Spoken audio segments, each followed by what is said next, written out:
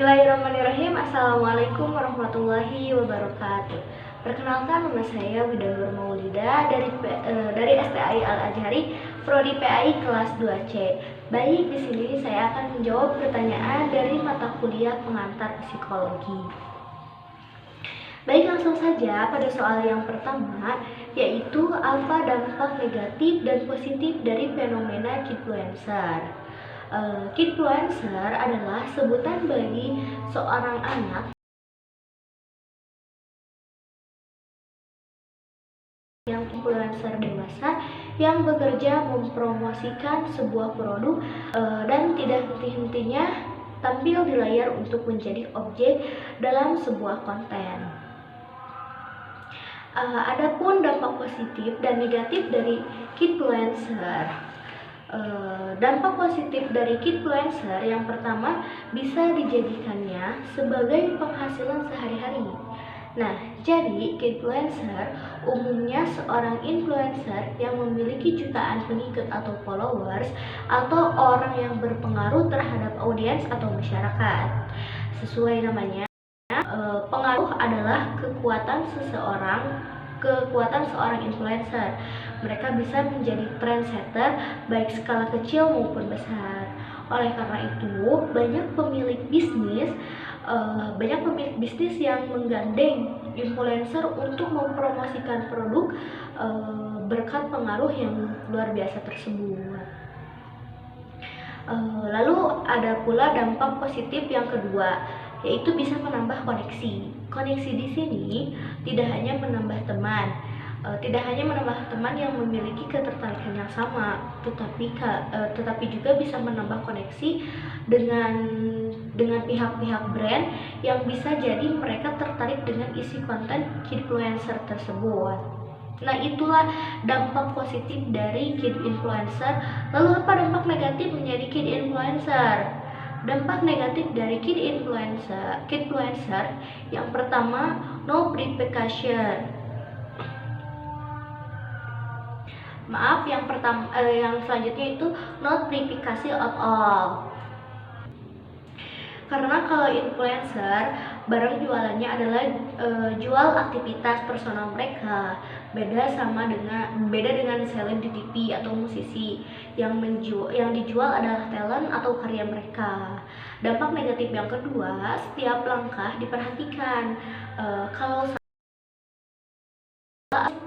perspektif orang bisa jadi masalah, bisa dibenci, bahkan masuk forum gosip. Lalu dampak negatif yang ketiga, yaitu pikiran terganggu karena harus bisa menampilkan citra yang baik di depan mata orang. Jadi pasti akan mudah memikirkan akan hal yang tidak penting. Jadi itu adalah dampak negatif dari kidfluencer. Baik, soal selanjutnya menganalisis dari berbagai perspektif terkait kejadian Kohlberg, yaitu tokoh yang memunculkan teori perkembangan moral dan mengakhiri hidupnya dengan cara bunuh diri. Analisis dari berbagai perspektif terkait kasus bunuh diri Kohlberg. Yang pertama yaitu biografi. Biografi Kohlberg dikenal sebagai profesor dalam bidang psikologi sosial di Universitas Chicago. Selain itu, Kohlberg juga terkenal sebagai pakar pendidikan dan salah satu tokoh yang memunculkan teori perkembangan moral. Terus lalu faktor penyebab terjadinya kematian Kohlberg. Cerita memilukan ini bermula dari tugas akademisnya di Punta Gorda, Belize, sebuah negara kecil di pesisir timur Amerika Tengah. Kunjungan itu dilakukan Kohlberg pada tahun 70-an.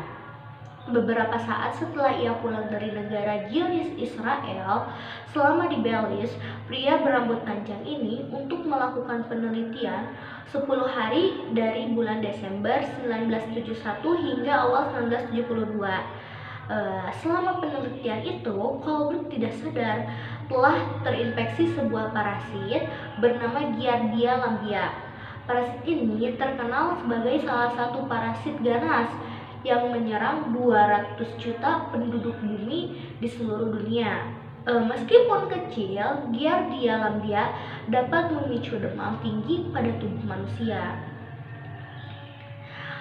Penyakit mengerikan Kohlberg berhasil didiagnosa dokter pada Mei tahun 1973. Kohlberg kemudian harus menerima suatu kondisi di mana rasa sakit, ketidakberdayaan, hingga pada tahap depresi melanda hidupnya selama 16 tahun. Hal ini tidak lain disebabkan efek dari virus yang ditancapkan sang parasit. Untuk meredakan penyakitnya, Kohlberg pun kemudian dirawat pada sebuah rumah sakit di Gifford, Massachusetts. Pada Senin 19 Januari 1987, Kohlberg meminta cuti 1 hari dari rumah sakit tempat ia dirawat. Tanpa diketahui pihak medis, Kohlberg lalu pergi dengan mobilnya menuju pantai yang sepi. Nah, mulai saat itu, kabar kaburnya Kohlberg mencuat di media massa dan di Samudra Atlantik itu. Pencetus pendidikan karakter ini rela membunuh dirinya sendiri secara tragis. Kohlberg menenggelamkan tubuhnya ke dalam samudra bersama virus yang telah menggerogoti dalam waktu sekian lama. Dalam laporan The News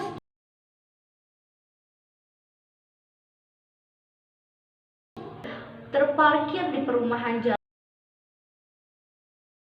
Januari 1987, hingga jasad Kohlberg akhirnya berhasil ditemukan pada April 1987, tepat pukul jam 12.30 siang. Seorang polisi negara bagian patroli menemukan jenazah Kohlberg mengapung sekitar 1000 meter ke arah selatan pantai. Dari hasil pemeriksaan medis, disimpulkan bahwa tenggelam adalah penyebab kematian seorang Kohlberg.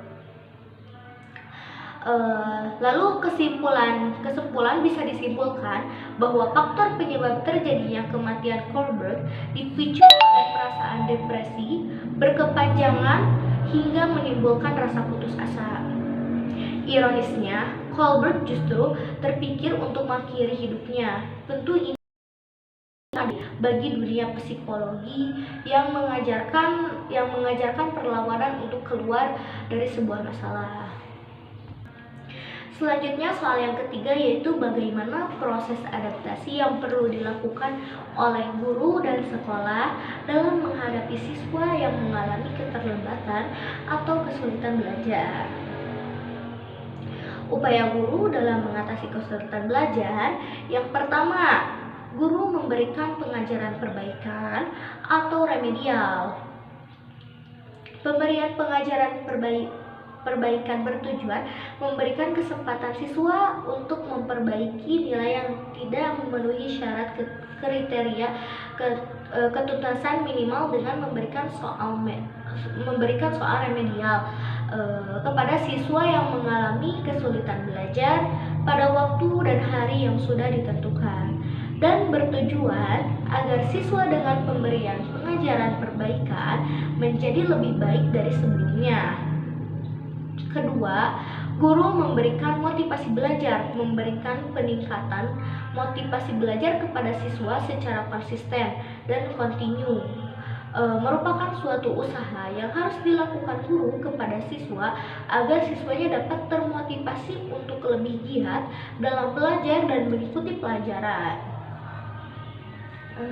Dan upaya yang ketiga yaitu mengembangkan sikap dan kebiasaan belajar yang baik. Mengembangkan sikap dan kebiasaan belajar yang baik yaitu untuk memaksimalkan belajar sehingga penyampaian materi dapat diserap dengan baik oleh siswa. Dalam hal ini guru memberi perhatian terhadap siswa berkesulitan belajar dengan memindahkan tempat duduk di depan agar dapat terpantau saat pembelajaran berjalan. Selanjutnya, soal yang keempat yaitu Elsa termasuk murid yang memiliki nilai rata-rata D. Nilai terbaik C didapatkan pada mata pelajaran bahasa dan nilai B pada mata pelajaran olahraga. Analisislah terkait kondisi Elsa jika ditinjau dari aspek motivasi. Jika ditinjau dari aspek motivasi, kondisi Elsa saat ini dipengaruhi oleh faktor intrinsik, yaitu minat, cita-cita, dan kondisi, sehingga berpengaruh pada motivasi belajarnya yang terlihat lebih semangat hanya pada beberapa pelajaran saja. Adapun yang dapat saya uraikan alasan dari ketiga aspek motivasi tersebut, yang pertama minat. Minat merupakan ketertarikan individu terhadap sesuatu, di mana minat belajar yang tinggi akan menyebabkan belajar siswa menjadi lebih mudah dan cepat. Minat berfungsi sebagai daya penggerak yang mengarahkan seseorang melakukan kegiatan tertentu yang spesifik. Minat adalah kecenderungan seseorang untuk merasa pada objek tertentu yang dianggap penting. Dari rasa ketertarikan terhadap sesuatu yang membentuk motivasi yang akhirnya teraktualisasi dalam perilaku belajarnya. Syarat yang penting untuk memulai sesuatu adalah minat terhadap apa yang mau dipelajari. Tanpa minat dan hanya didasari atas dasar-dasar terpaksa, maka tidak akan tercipta motivasi belajar sehingga hasil yang didapat tidak akan optimal meskipun cara belajar yang digunakan sudah efektif. Lalu yang kedua, cita-cita. Timbulnya cita-cita dibarengi oleh perkembangan akal, moral, kemauan, bahasa, dan nilai-nilai kehidupan serta oleh perkembangan kepribadian. Cita-cita untuk menjadi seseorang, gambaran ideal, akan memperkuat semangat belajar seseorang dengan kemauan besar serta didukung oleh cita-cita yang sesuai, maka akan menimbulkan semangat dan dorongan yang besar untuk bisa meraih apa yang diinginkan. Lalu kondisi siswa. Motivasi belajar adalah usaha-usaha seseorang atau siswa untuk menyediakan segala daya atau kondisi-kondisi untuk belajar sehingga ia mau atau ingin melakukan pembelajaran. Kondisi-kondisi tersebut, baik fisik maupun emosi yang dihadapi oleh peserta didik, akan mempengaruhi keinginan individu untuk belajar dan tentunya akan melemahkan dorongan untuk melakukan sesuatu dalam kegiatan belajar. Kondisi fisik serta pikiran yang sehat akan menumbuhkan motivasi belajar. Sehat berarti dalam keadaan baik, segenap badan beserta bagian-bagiannya atau bebas dari penyakit serta keadaan akal yang sehat. Proses belajar seseorang akan terganggu jika kesehatan terganggu. Keadaan emosional dan sosial berupa perasaan tertekan yang selalu dalam keadaan takut akan kegagalan, yang mengalami kegoncangan karena emosi-emosi yang kuat tidak dapat belajar efektif. Demikian pula anak yang tidak disukai oleh teman dan lingkungan sosial akan menemui kesulitan belajar. Sejalan dengan pendapat dan alasan-alasan di atas tersebut, bahwa faktor ini memang dipengaruhi oleh minat, cita-cita, dan kondisi pendidik.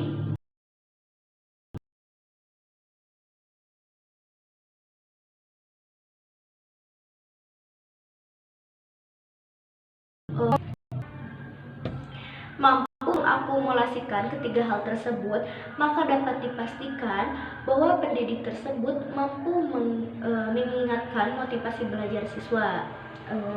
Baik, soal yang terakhir yaitu implikasi mempelajari teori kepribadian dalam proses belajar mengajar. Implikasi mempelajari teori kepribadian dalam proses belajar mengajar yaitu yaitu kepribadian manusia merupakan gabungan dari berbagai sifat dan konsep diri orang. Jika dikaji lebih dalam, sebenarnya proses ini sudah jalan dengan memberi pengalaman dan mewarnai perkembangan kepribadian seseorang.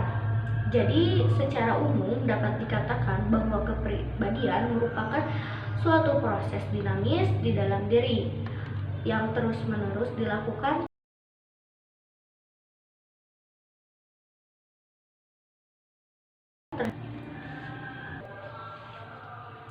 terbentuk pola penyesuaian diri yang unik atau khas pada setiap orang terhadap lingkungan. Baik, mungkin hanya sekian yang dapat saya sampaikan. Terima kasih. Wassalamualaikum warahmatullahi wabarakatuh.